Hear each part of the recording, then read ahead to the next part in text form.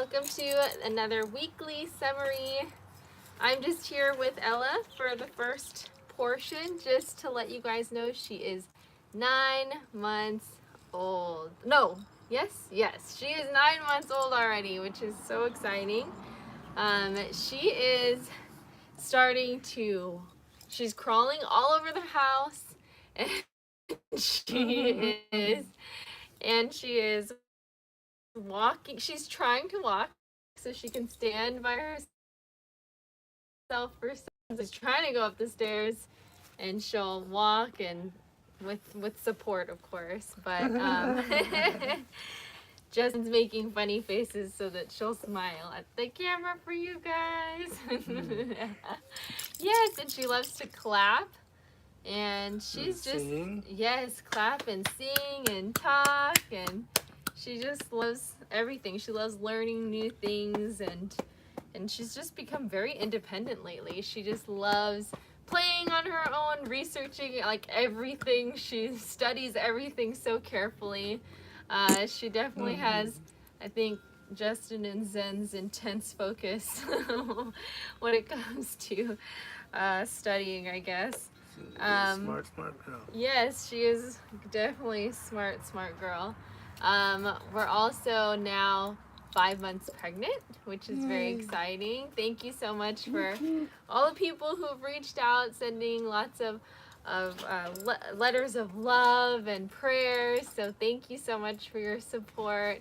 And we will be finding out gender really soon too, so I am curious what you think that the baby is. I know a lot of people have let me know what they think it is, but I definitely want to know what your thoughts as well.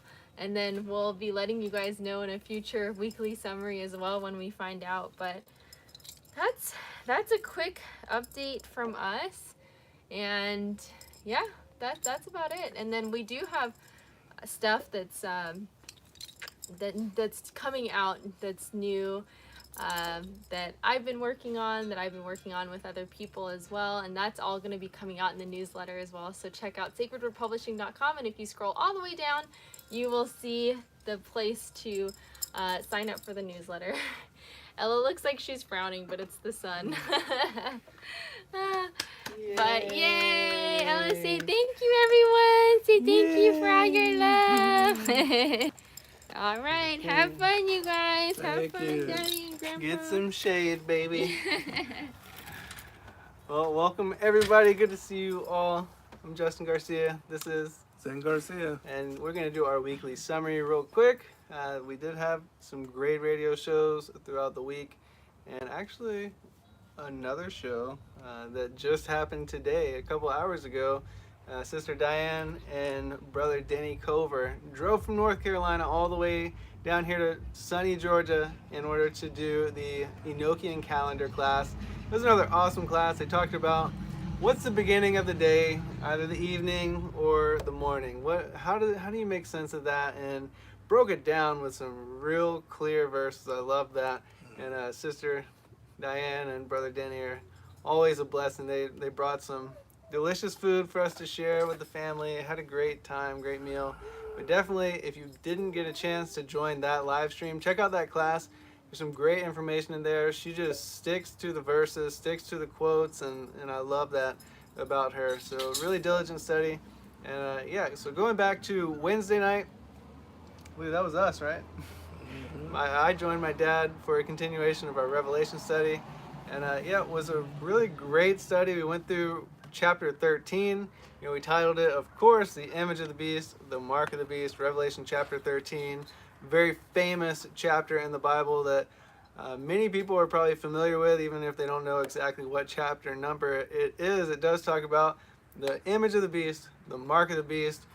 We actually didn't get to discuss those two topics too much. We actually spent a lot of time talking about the breakdown of the dragon, of the 7 heads, the 10 horns, the 10 crowns, and how that all relates back to prophecy. Also went through the 14th vision of Daniel.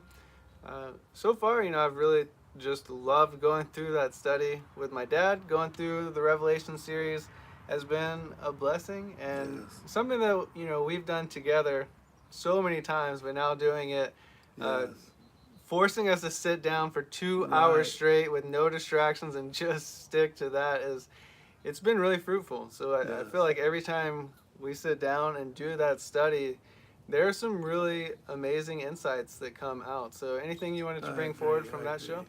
agree. Um, and I am very, happy that we are doing that and going chapter by chapter, verse by verse. But firstly, speaking of the Nokian calendar and Diane's visit, we did look at the calendar today, which I thought I had done, had perused it many times, too many times, which is why this simple mistake was overseen.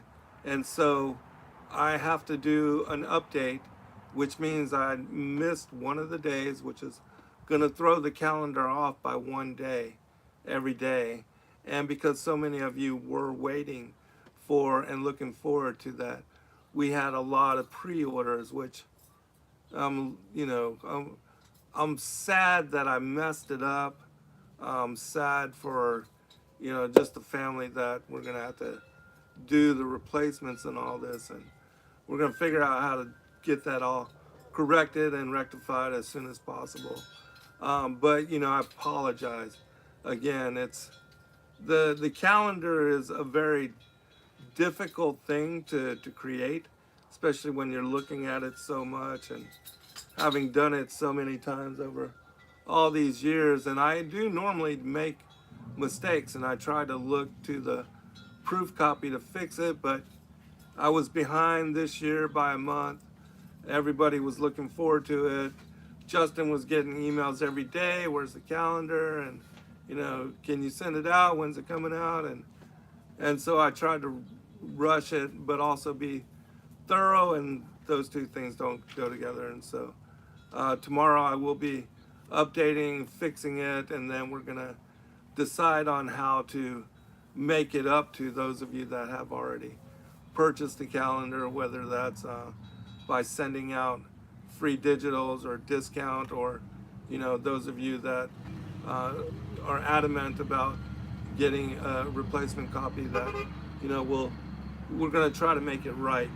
Um, but certainly, it was a lot of people, and so there's a lot of yeah. So the mistake was just the 31st of March was missed, that day was skipped, and everything else so far from what we saw was accurate. So basically from April forward till the end of December, everything is just one day off. So One day off. if Yeah. you do have your calendar, just look. If it says Thursday is Rosh Chodesh or Thursday is Sabbath, then that means Wednesday. Everything is just one day pushed forward. So yeah, like my dad said, if you want a replacement copy, we'll be glad to We'll honor honor that, that, of yeah. course. If you're okay with just a digital copy, that would help us a lot. But yeah, either way, we put the pressure on, and unfortunately, we rushed it a little too much. But we apologize for that. We're gonna definitely do our best to Make it whole. make it right. Yeah. So, anyways, back to the Revelation study. Anything that stuck out to you from this last Wednesday? Yeah, just again the whole summary of where we are in the times, and how we both believe and think that the AI technology, the mark of the beast, the hokey pokey, and other things will be part of that antichrist beast system. Even the call by the elites themselves for a one world order, a world government, that is all in place in their writings as well. And I definitely do believe that Scripture aligns with some of the intent, some of the agenda of the New World Order elites. And so, yeah, we did I thought it was a pretty awesome show. Um, and I'm enjoying doing all this. Hey, Princess, you coming to join us again? But I think those of you that follow and that, do your own Revelation studies and have your own opinions on it, because many people are reaching out to us. We appreciate that as well. And we don't claim to know all the answers, but the fellowship together is bringing forth more insight, I do believe. Yeah, definitely. Everyone who researches anything in prophecy, you know that there are multiple ways that you can interpret certain things, whether they be symbolic or literal. But what I really appreciate is everyone brings forth different verses to add to the scripture that we're reading. Like we brought forth Daniel 7, Daniel 8 from Revelation 13. When you read those two chapters of Daniel, I believe you glean a lot of insight, a lot of they're even named exactly who these countries are, what they represent, talking about the dragon, the seven heads, the 10 horns, the 10 crowns, and then also the two-headed beast that speaks like, or that looks like a lamb but speaks like a dragon, right? So we referenced that to Daniel 8 and identified it being Iran. And how interesting is that? You just look back and Daniel was told precisely who some of these individual beasts were, the nations, the systems. And so following that back and being able to identify, all right, what nations are in that land, what nations came from that political system, that religious system, and tying it in to Islam, to the Roman Catholicism system, all of these things definitely lead me to believe, like, wow, the fulfillment of Revelation is like very, very near. It's happening, of course. So really awesome to be able to do that study, to share it with everyone, that time, that space, to be able to go verse by verse, to have that discussion in the live stream is always so active. And then also just the people that comment on the videos afterwards, there's always some great information to glean from there. So definitely looking forward. We're going to continue discussing a little bit about the image of the beast, the mark of the beast, in the next show, because we only spent like 15-20 minutes talking about that, because of course it comes at the end of the chapter. But yeah, Revelation 14 is going to be a lot of fun. So moving on to Thursday, we had an awesome show with Sister Lisa George and also Brother Noble George. Joined my dad on TFR Live, and that was an awesome show talking about Sister Lisa's testimony of the pain, of the what she's gone through with the whole establishment, the pharmakeia establishment, with the medical establishment, right? And her testimony that is now available for pre-sale at sacredwordpublishing.com. She calls it the 29 Doctors, and you can probably see where she gets that title from, going through 29 doctors to try to find out what is really happening. So that testimony is awesome, and there's such lovely, amazing people that, yeah, definitely we're so blessed to have a part of our family. So did you want to bring forward anything from that show? Yeah, I think a lot of people can, they understand and they can acknowledge what both she and I, with my paralysis and what I've gone through in contending with the pharmakeia system, the medical establishment. It's similar, and so many of you, I'm sure, also understand that journey as we have struggles with all the things that people are contending with, whether it's physical, mental, emotional, spiritual. There are struggles, there's trials, and all of us are having to try to figure out how to best make our quality of life as well, and to use the remedies that are prescribed by doctors, even though a lot of times they cause far more worse impact than what should be necessary, and that also has to be contended with, that pills that are prescribed for certain ailments can then also cause further condition, which has to be then dealt with other prescriptions or other pills. And it's unfortunate, and I think a lot of people are looking to alternative treatment and remedy, And that's an important thing too. I think it's important to not just trust the doctors, but to seek out second opinion, third opinion, and to find something that could work for you that may not be, just the answer from pharmakia. Um, but myself, I try to limit what I do take and deal with in the manner as best I can with the issues that I'm dealing with. I know all of you are the same way, and so yeah, her book, her struggle, her journey, it's something that many of you can relate to, and I think it's something that is important to be written upon and spoken about, and that in sharing this story, many of you will find, similar your own journey in her words. Yep, definitely. So, shout out to everybody that's joining in the live chat. Also, I just ran to get my phone so I could read the chat, and yeah, we don't have too much longer, but we did have a couple more shows that we could talk about. On Saturday, we did have our Digital Readers Club meeting, 8 p.m. Eastern Time every Saturday. We have our Digital Readers Club meeting. We've been going through First Esdras, which is the Greek Septuagint version of the book of Ezra that we have in the canonized text. So it's really interesting to be able to read that and see that there is more information that was contained in the Greek Septuagint. For whatever reason, the translators, the KJV, left out a large portion of that, even though they utilized the Masoretic text and the Septuagint. But yeah, it's a lot of fun to be able to go through to see how Ezra and so many of these Torah keepers were taken out of Babylon, right? Taken out of Persia, and were restored back in their land. We had great discussion with the family that joined last night.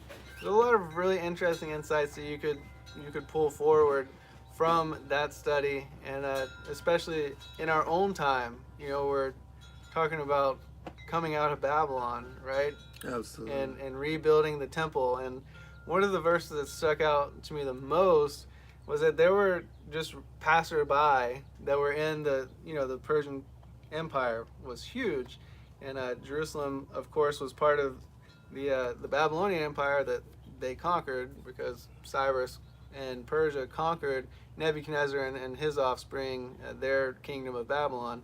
So when Persia conquered it, there were some Babylonians that were like, they went to Jerusalem, they were passing by, and they saw this huge temple that was being built, beautiful temple. It was like clearly some really rich individual was building a temple, and they went and they were like, who gave you authority to do this? And who are you building this house to? And their answer was, we're building this for the creator of heaven and earth. And, we have received authority from the king of Persia, because Persia conquered Babylon. So these Babylonians had to say, oh, okay.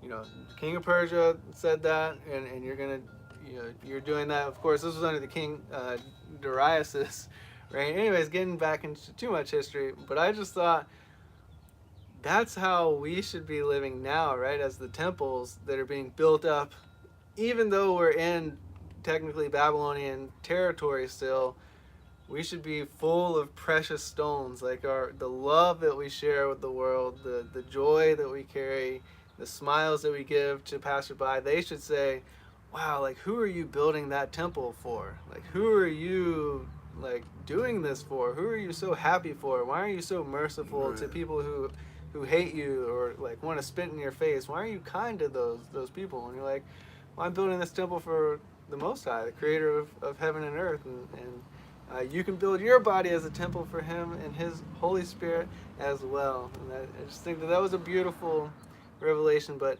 thinking about in the end times, we also did relate it back to our Revelation study from Wednesday night. In the end, there's supposed to be a temple built to the Most High. And we talked about this on Wednesday too. Yes. How is that going to occur? Right. Because we know the individuals in the modern state of Israel are the synagogue of Satan, right? Those who say they are Jews but are not. Not saying that every individual there. I'm talking about the leadership. Of course, these are Talmud keeping, blasphemous believers, and they have rejected the original Torah for the interpretations and the commentary of their personal chosen scribes.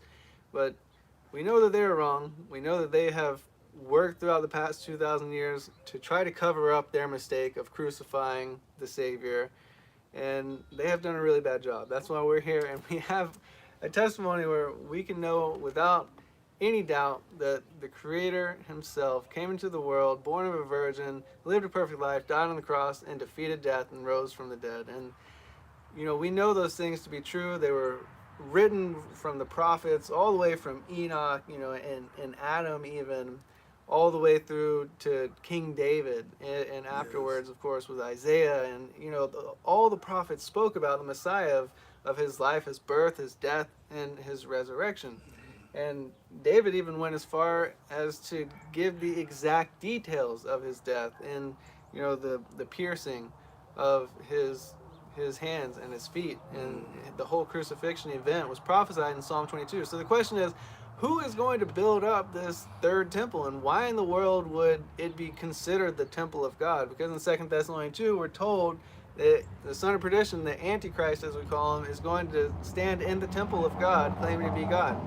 In Daniel, we're told that the daily sacrifices are going to be taken away, right? So where is this temple going to come from? And what we concluded, and this is what I always say, every study, we're just looking at it logically, and always these unique insights and really interesting pieces of the puzzle come from just diligently searching. And the way that we can understand that, I believe, is that there are Torah-keeping, believing Israelites out there that have yet to receive the Messiah, or receive his testimony, but are destined to eventually in their life. They're elect. They're not yet come to the true knowledge of the Messiah, but they are dedicated to the Torah, not dedicated to the Talmud, because the Talmud is blasphemous and says that the Messiah was hung and is burning in Sheol, right? That we know that that's a blasphemous text. But these are Torah keeping,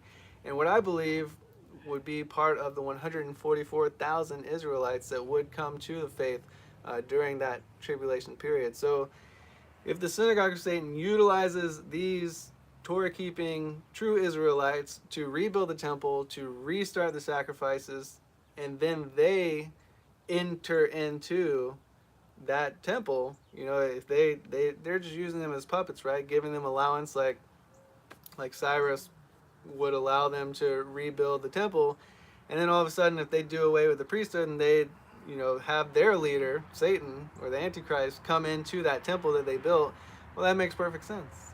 Then they would deceive all the Talmud keepers as that's the true Messiah. And all the Zionist Christian organizations here that truly bow down to the Talmudic Jews, they would be like, wow, I guess that's their Messiah. That must be our Messiah too. And if he's going to perform all these wonders, he's going to deceive, if it were possible, the very elect. So interesting way to see. So anything you wanted to share? I guess you didn't actually join us last night. Yeah, I was not feeling very well, and didn't sleep well the night before, and so that caught up with me. And